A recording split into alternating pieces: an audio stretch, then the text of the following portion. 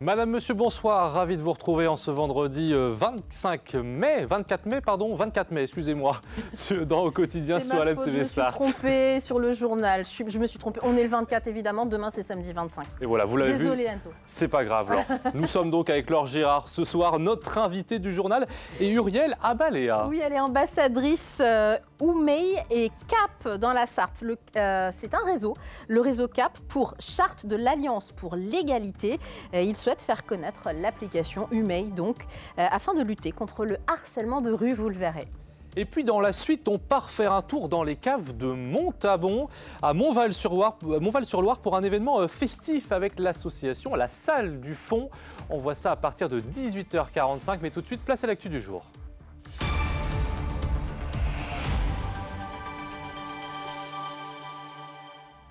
Au sommaire de cette édition, un nourrisson trouvé dans une poubelle en Sarthe. Heureusement, bien vivant. C'était à Beaumont-sur-Sarthe. Ce jeudi après-midi, vous verrez les explications dans ce journal. Daniel Pénac et sa troupe ont animé un atelier d'expression théâtrale auprès de collégiens du Mans. Et puis, Allo Jonglage, ou la livraison d'un spectacle court à votre domicile. C'est la proposition très originale de cette compagnie. Elle est à Sablé-sur-Sarthe ce week-end. Un drame évité de justesse ce jeudi à Beaumont-sur-Sarthe. Un nourrisson a été retrouvé vivant dans un conteneur à poubelle par une personne du quartier. Une information révélée par nos confrères du Maine Libre. Précision avec Anthony Piton. C'est dans ce quartier paisible de Beaumont-sur-Sarthe que l'irréparable a bien failli se produire. Ce jeudi, en fin d'après-midi, une personne a découvert un bébé abandonné dans un conteneur à poubelle. Alertée par les cris, elle a immédiatement contacté les secours. Selon nos confrères du Maine Libre, il s'agirait d'une petite fille, probablement née il y a quelques heures, et qui était enfermée dans un sac. C'est très choquant de voir ça ici à Beaumont-sur-Sarthe. C'est même c'est abominable même. Enfin, je pense que c'est une chose comme ça, c'est pas croyable de voir ça. Ça devrait pas exister une chose pareille. Les gens ils sont pas humains. Surtout à notre époque, ça ne devrait pas exister. Sur place, les pompiers ont extrait le nourrisson qui souffrait d'hypothermie, mais était bien vivant. L'enfant a été transporté d'urgence à l'hôpital. Il est désormais hors de danger et a été pris en charge par les services sociaux. Une enquête est maintenant en cours pour déterminer les circonstances exactes de cet abandon et retrouver la mère de l'enfant. Le collectif de défense des arbres de l'avenue Bollé appelle à manifester ce samedi 25 mai. Oui, et le collectif compte réitérer sa demande de moratoire en vue du projet des chronolignes avenue Bollé qui prévoit l'abattage de 200 érables. Lundi 13 mai, la commission d'enquête publique a donné un avis favorable à ce projet alors que 8300 signatures ont été recueillies par le collectif contre l'abattage de ces arbres. Les opposants appellent à se rassembler samedi 25 mai à 10h30 au croisement de l'avenue Bollé et de l'avenue de la Mariette. Avec notre invité à présent, on parle d'un nouveau dispositif au Mans et en Sarthe pour lutter contre le harcèlement de rue. Uriel Abalea, ambassadrice Oumey et CAP dans la Sarthe, est avec nous. Le Oumey, c'est une application que vous pouvez retrouver sur vos portables. Et le réseau CAP, donc pour Charte de l'Alliance pour l'égalité, souhaite faire connaître cette application afin de lutter contre le harcèlement de rue. Merci Uriel Abalea d'être sur notre plateau. C'est la possibilité finalement de se sentir en sécurité quand on est dans la rue et qu'on se sent peut-être un petit peu pas bien, en tout cas en danger, c'est ça ? Oui, tout à fait. Donc cette application, c'est une application qui est ouverte aux hommes et aux femmes, qui est entièrement gratuite, qui est téléchargeable sur l'App Store et sur Android. Et effectivement, elle permet, en fait, quand on s'y connecte, on peut créer son profil et renseigner des personnes de confiance à qui on donne accès à notre géolocalisation quand on est dans la rue, quand on fait un trajet particulier. Par exemple, si on rentre le soir d'un dîner entre amis en ville, qu'on rentre chez soi à pied, qu'on n'est pas tranquille, qu'on a peut-être 1 kilomètre à faire, même un trajet court. Voilà, on peut effectivement se signaler auprès de gens qui seront le long du trajet. Tout à fait. De gens de confiance qui vont suivre notre trajet, effectivement. Et nous géolocaliser, je vous pose tout de suite quand même la question que ça soulève sur la géolocalisation. Aujourd'hui, on sait qu'on peut être un petit peu réticent à donner ses données personnelles, hein, justement, sur les réseaux. C'est sécure ? C'est sécure, et ce qui est justement intéressant avec YouMay, c'est que cette géolocalisation n'est ouverte qu'aux personnes de confiance, c'est-à-dire celles qu'on a désignées dans l'application. Les autres utilisateurs de YouMay n'ont pas accès à ce positionnement, et donc ça permet de rester en sécurité aussi face aux autres utilisateurs. Ce qui est intéressant également, c'est que dans cette application sont localisés ce qu'on appelle des safe places, c'est-à-dire des lieux qui ont rejoint la Charte de l'Alliance pour l'égalité, qui s'engagent à accueillir sans discrimination. Et surtout, ces lieux ont reçu une formation pour savoir comment bien accueillir les victimes de harcèlement de rue. On voit une carte qui a été réalisée par Enzo Maubert aujourd'hui avec 12 lieux en hypercentre du Mans répertoriés. L'objectif, c'est de les identifier. Et sur l'application, on peut même savoir si ces lieux sont ouverts ou fermés au moment où on fait son trajet, par exemple. Tout à fait. Quand on prévoit son trajet, on a accès aux horaires d'ouverture de ces lieux. Et si on est en difficulté à un moment donné, en appuyant sur un bouton, un simple bouton dans l'application, il nous donne la safe place qui est ouverte et qui est la plus proche du lieu où on se trouve.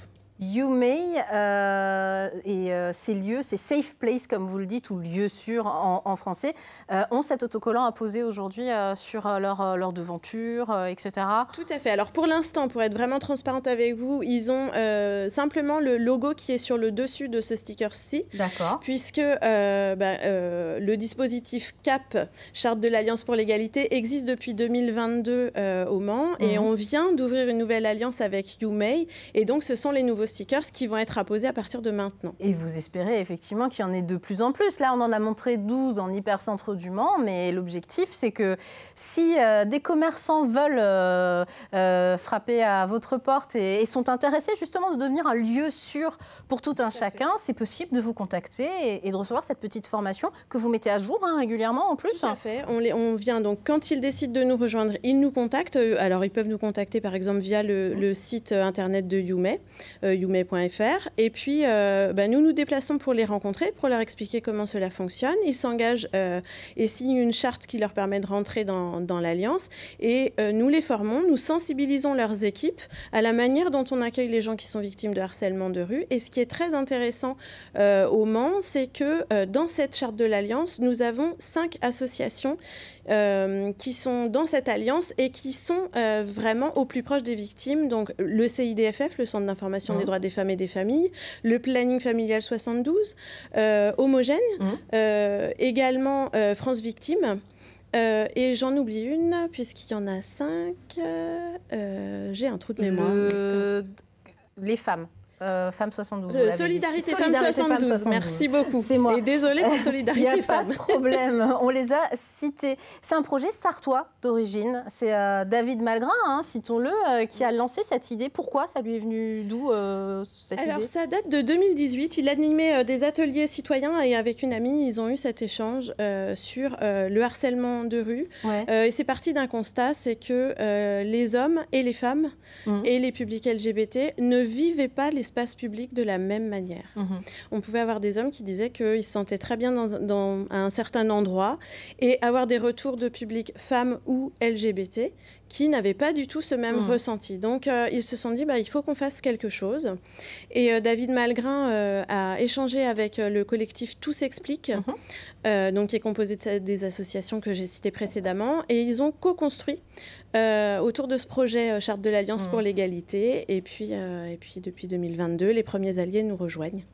Il s'agit donc de lutter contre toutes les discriminations et pas uniquement le fait d'être une femme dans la rue, même si effectivement le harcèlement de rue concerne souvent les femmes.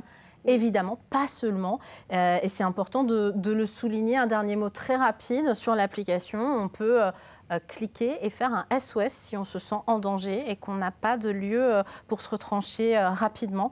Tout à fait. Tout à fait. Donc ça déclenche une prise de contact avec les services de YouMay qui s'assurent que tout va bien pour nous. Et puis, il y a aussi un partenariat avec la police nationale et la gendarmerie nationale. Donc ces lieux-là sont aussi géolocalisés. Éventuellement, il peut y avoir déclenchement d'une patrouille quand c'est possible. Là, on n'a pas la main sur les patrouilles malheureusement. Mais nous, ce qu'on voudrait, c'est inciter tous les utilisateurs, enfin déjà les Manceaux, à télécharger cette application et puis inviter les utilisateurs à aussi utiliser une fonction qui est importante, c'est celle de signaler quand ils sont témoins de harcèlement dans un lieu public. Pourquoi ? Parce que nous, ça nous permet de remonter des informations aux observatoires des violences sexistes et sexuelles. Merci mille fois d'être venue sur notre plateau, Uriel Abaléa. Je rappelle que vous êtes ambassadrice YouMay et CAP dans la Sarthe. Bravo pour ce beau projet. On espère que ça va créer des émules. Merci. Merci beaucoup.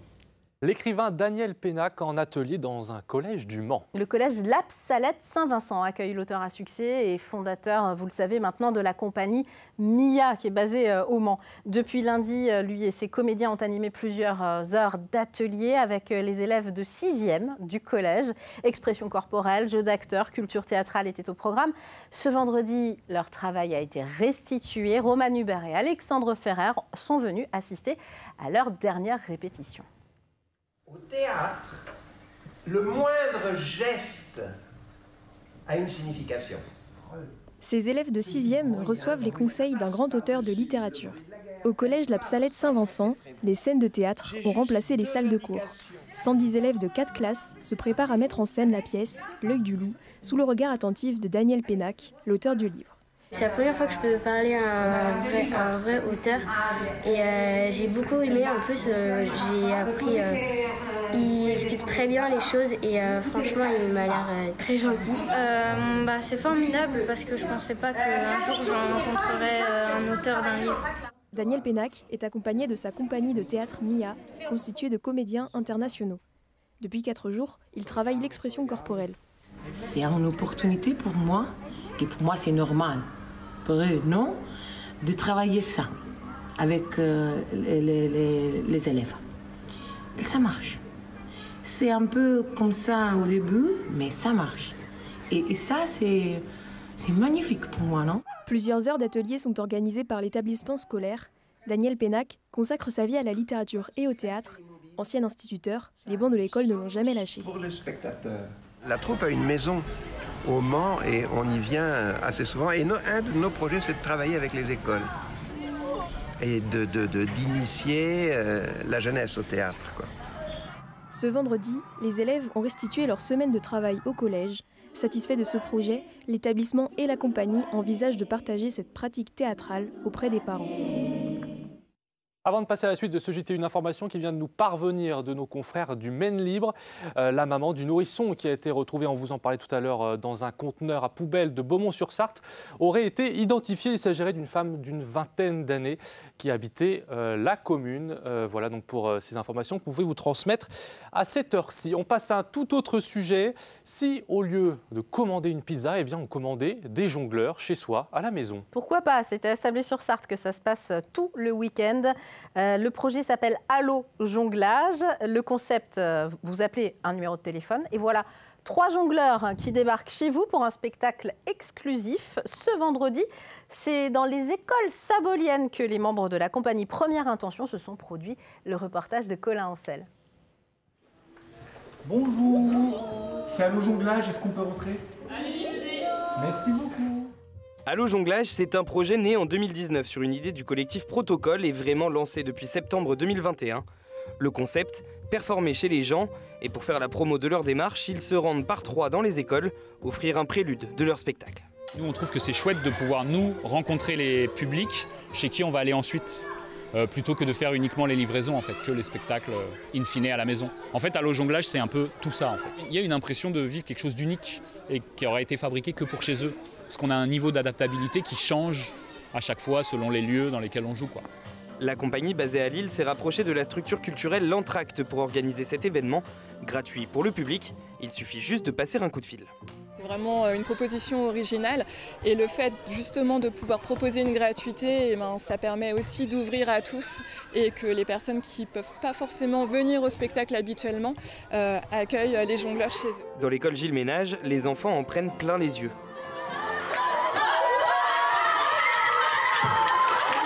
Ça peut donner des idées aux élèves. On peut jongler avec tout à la maison, à l'école.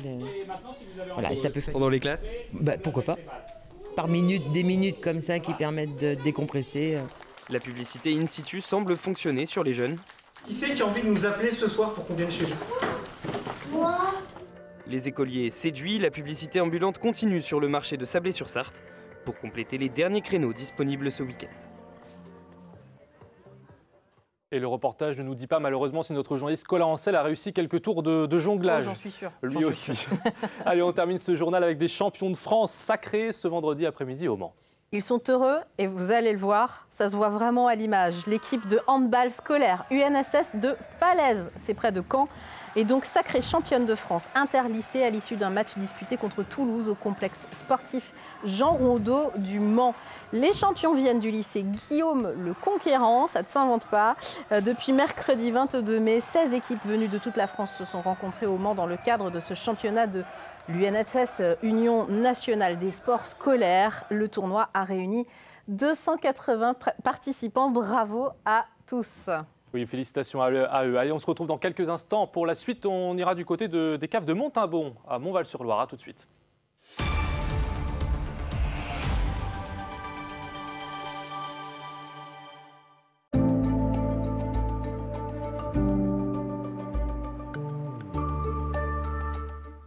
Bonsoir messieurs, dames, ravi de vous retrouver pour ce nouveau bulletin météo. Merci de nous avoir choisis sur LMTV Sarthe en cette soirée aux portes de ce nouveau week-end. Vous allez le voir, encore un petit risque d'averse, en tout cas au cours de ces prochaines heures, notamment sur la partie est du territoire. Plus à l'ouest, le ciel devrait rester encore bien dégagé et des températures qui évoluent entre 16 et 17 degrés. Ça restera plutôt bien homogène avec 16 degrés du côté d'Alençon pour Laval ou encore pour Guillaume, idem pour Sablé-sur-Sarthe ou encore pour La Flèche, comptez 17 degrés au Mans, pour Angers ou encore du côté de Tours. Pour la journée de samedi au petit matin, un ciel qui devrait être plutôt variable avec une alternance d'éclaircies, de passages nuageux. Les températures qui au petit matin évoluent entre 11 et 13 degrés. Ça reste encore une fois plutôt bien homogène avec 11 degrés du côté d'Alençon, encore du côté de la Ferté-Bernard, La Chapelle-aux-Choux ou encore pour Saint-Calais, 12 degrés à Sille-Guillaume, Pont-Valin, Malicorne ou encore au Mans, 12 degrés également à Tours, 1 degré de plus du côté de Blois. Pour la suite de votre journée, des nuages seront un petit peu plus nombreux. À certains endroits, ce sera un peu plus compliqué de voir les rayons du soleil et les températures qui évoluent entre 18 et 20 degrés au meilleur de l'après-midi.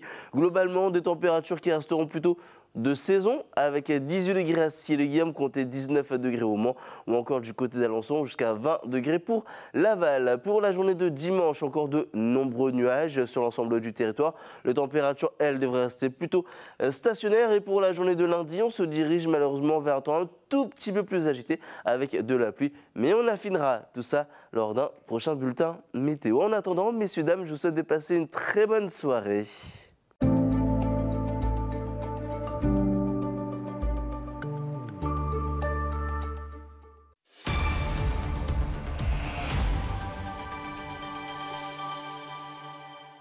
On fait un point rapide sur la qualité de l'air avant de rejoindre notre invitée pour ce week-end. Elle restera moyenne pour l'ensemble de la région et notamment en Sarthe. Rien ne change depuis quelques jours. Les conditions météo restent instables, ce qui favorise la dispersion de la plupart des polluants. Voilà donc pour la qualité de l'air, Laure. Merci Enzo, je suis avec Benjamin Poulain. Bienvenue sur ce plateau, Benjamin. Merci de m'accueillir. Vous êtes président de l'association La Salle du Fond, tout un programme déjà. Et avec une bande de copains, justement, vous organisez la première édition de la cale de coude. Tiens, c'est Enzo, ma cale de coude, regardez comme ça. Rue des Caves à Montabon, le dimanche 2 juin. Ça se passe de 11h à 18h. C'est quoi le concept de cette fête ? Eh ben, en fait, c'est une journée vraiment un peu une fête au village. Alors, ça se passe autour d'un salon des vins, mais on n'a pas voulu proposer uniquement un salon des vins. L'idée, c'est vraiment de ramener un moment convivial comme on pouvait retrouver un petit peu à l'époque dans une fête au village avec plein d'animations, de la grignote, des choses à manger, de la musique de rue, de l'art de rue, etc. C'est un projet entre copains aussi, un peu Oui, ouais, c'est vraiment une bande de... la salle du fond, ça vient de là, c'est un endroit où on se réunissait quand on était jeunes, et c'est vraiment, dans le bureau, on est 8, quasiment presque tous originaires de Montabon, pour le coup. 8 copains qui ont eu la volonté de mettre cet événement en place. Ouais. C'est un petit peu de la nostalgie de l'enfance, parce que si j'ai bien compris, cette rue des Caves à Montabon, c'est un lieu que vous avez tous connu petit, avec peut-être les parents, les grands-parents qui, on va le dire, levaient le coude un peu et puis refaisaient le monde, tout simplement, non? Ouais, tout à fait. C'est vrai que moi, par exemple, je suis au 29 rue des Caves, avec mes 2 frères qui sont aussi dans l'association. Et c'est vrai qu'à l'époque, il n'y avait pas besoin de faire un événement comme ça pour que ça vive dans la rue. Oui. On n'avait pas les réseaux sociaux, on n'était pas tous devant des écrans. Hein. Oui, et puis je pense que les anciens ils se retrouvaient dans les caves comme on pouvait se retrouver au bistrot, en fait. Sûr. Et du coup, c'est vrai que ces rues-là, elles étaient... moi, étant enfant, j'ai des souvenirs où il y avait tout le temps du monde, c'était tout le temps allumé. Il y avait le raisin qui coulait dans la rue, parce que c'est une rue en pente, comme ça. Donc oui, je pense qu'il y a le constat qui vient de là, qu'on avait envie un peu de retracer un peu ce qu'on avait pu vivre en tant qu'enfant. Et puis, moi, il y a 2-3 ans, j'ai hérité d'une cave dans la rue.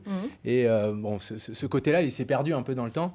Et du coup, nous, quand il y a 2-3 ans, j'ai hérité de cette cave, on avait l'habitude, des fois, le vendredi, de sortir un tonneau et de boire juste un verre de rouge avec 1 ou 2 copains. Et puis, au final, il y avait tellement de passages qu'on finissait à 10 ou 15. Et justement, les anciens s'arrêtaient et nous disaient, mais c'est incroyable qu'il y ait des jeunes qui reprennent un petit peu la tradition de se retrouver dans les caves, etc. Et du coup, on a voulu, l'idée, elle est partie de là un petit peu. On s'est dit, mais oui, il y a quelque chose à faire autour de ça. Alors, c'est pas qu'une invitation à boire, et on le rappelle, le vin, parce qu'il y a 11 vignerons présents, c'est à consommer avec les copains, mais avec modération aussi. Et c'est un événement pluriel et familial que vous proposez. Il y a plein de choses, vous l'avez un petit peu dit.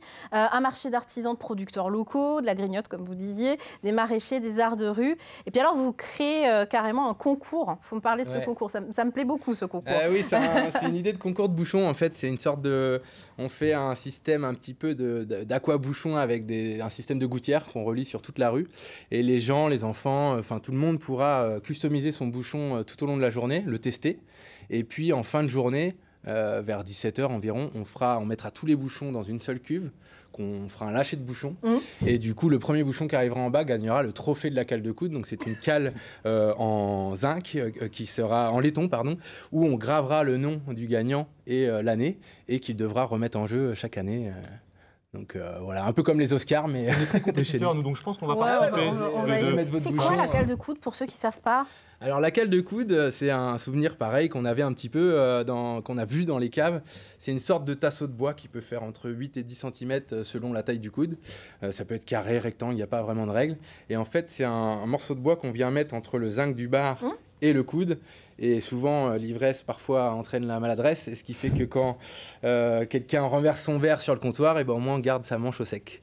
Donc voilà l'histoire de la cale de coude. Nous, c'est une histoire qui nous a plu. On s'est dit que plutôt que s'appeler le salon de Montabon, le salon du vin de Montabon, on trouvait que ça racontait quelque chose. Et puis en plus, on a plein de déclinaisons derrière. C'est une occasion de découvrir aussi le patrimoine, les caves de Montabon, parfois pas forcément connues en même temps. Et que vous êtes en train, je crois, de retaper pour l'occasion. Oui, parce qu'effectivement, on a eu beaucoup de pluie depuis le mois d'octobre quasiment. Pareil. Et du coup, on a dû faire pas mal de rénovations, pas mal d'entretien de la rue. Et là, on est encore sur un dernier week-end de préparation avant le jour J, le week-end prochain. C'est dimanche 2 juin de 11h à 18h, rue des Caves à Montabon. C'est gratuit, c'est ouvert à tous, vous pouvez y aller en famille. C'est en journée, c'est pas le bal des pompiers le soir, donc on peut rentrer chez soi tranquillement le soir. C'est gratuit, mais si vous voulez consommer, goûter les productions et les vins locaux notamment, le verre floqué, la cale de coude, coûte 5 €. C'est ça, tout à fait, Et comme ça, vous aiderez les organisateurs pour leur super événement. Bravo à vous, et puis on espère que ça va cartonner. On espère vous retrouver là-bas alors. Merci. Et on verra ça, on verra ça. Ouais, on verra. Allez, notre invité de lundi dans le JT, on reçoit Michel Giquet, le président de l'Union syndicale des pharmaciens, pour parler d'une grande journée de mobilisation prévue pour le 30 mai. Les pharmaciens craignent l'avènement de déserts pharmaceutiques comme ceux des déserts médicaux qu'on connaît bien, malheureusement, en Sarthe. Dans quelques instants, Laure, on parle sartois du web. C'est vendredi, c'est Aurélien Caillos qui reçoit ses copains, Exactement. sa bande, ses chroniqueurs, avec comme invité notamment une prof d'anglais à destination des professionnels. Et ça peut nous intéresser. Oui, surtout moi, parce que mes collègues savent avant les 24 heures, il faut qu'on reprenne un peu. Donc on va peut-être prendre quelques cours. Voilà. Et puis nous, on vous souhaite un très bon week-end et on se retrouve à lundi. Ciao.